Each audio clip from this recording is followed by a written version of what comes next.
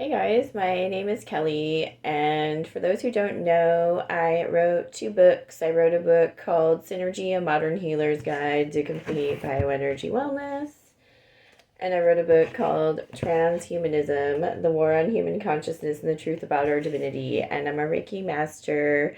I do shamanic healing, and today what I wanted to discuss is a very interesting podcast that I saw last night, and it kind of confirms some things that I have talked about before in my books and in my videos. And that is, I often talk about how our Western so called approach to health and wellness misses a lot of things because it discounts spirituality and spiritual aspects. And something I find interesting in this podcast I saw last night, it was for those who want to go watch or listen to it. It was the Confessionals podcast, and the man they interviewed was named Jerry Marzinski. My husband put this podcast on, and I got into it because I'm very interested in this topic.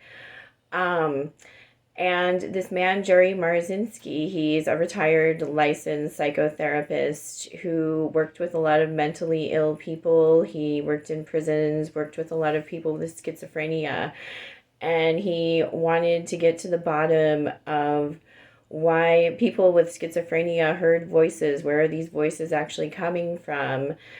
And what he discovered in his experience with working with these patients is something that I've suspected for a long time. And that is that now what the,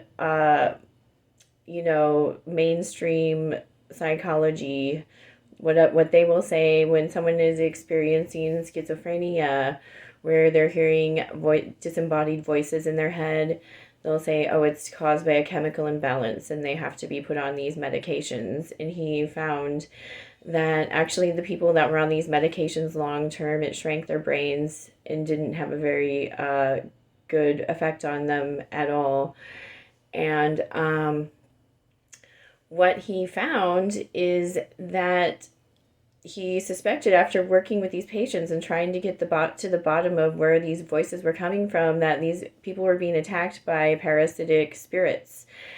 And yeah, as a Reiki master and shamanic healer, I deal in energy and I deal in the spirit world, and I have a lot of personal experience with this too, because in my past I used drugs and alcohol and had depression, and I went through some dark times and had times where, I would have, I attributed it to my own negative thought patterns. But looking back, I probably was experiencing, dark spirits trying to get into my head, and they try to get you more depressed because they feed off of your anger, your depression. So they'll try to so if people are in a low state or they're using drugs or alcohol, that can lower your energetic protections and allow these parasitic spirits that exist to kind of latch on and try to get into your head and attack you. And so, yeah, unfortunately, like what this man thinks and what I think too, because I've been spiritually attacked, which is why, I no longer drink alcohol or use illicit drugs. I live a clean lifestyle and I have strong spiritual practices and have been working on myself for quite a while. So I don't have these problems anymore. I've strengthened my energy, but I've experienced it, so I know it's real. And what this man is saying, that these people that have severe schizophrenia is, yeah, that they're being attacked by parasitic spirits. He found he would be able to communicate with the spirits. They would answer coherent questions. And what they basically wanted to do is they would, if you're in a low state, you're a vibrational match for these parasitic entities that exist in the lower astral, and they feed off negative emotional energy. So they'll try to get to you They, could come into your head and be like, you're worthless, and say very negative, horrible things that, can make someone go crazy. So let's say someone has had a very traumatic childhood or been in a toxic and abusive environment, has used drugs and alcohol as an escape, then you're opening yourself up, unfortunately, to attack by these spirits, which only makes the problem worse. So, yeah, I highly suggest. So, yeah, what this man said just aligns with what I know from my own personal experience.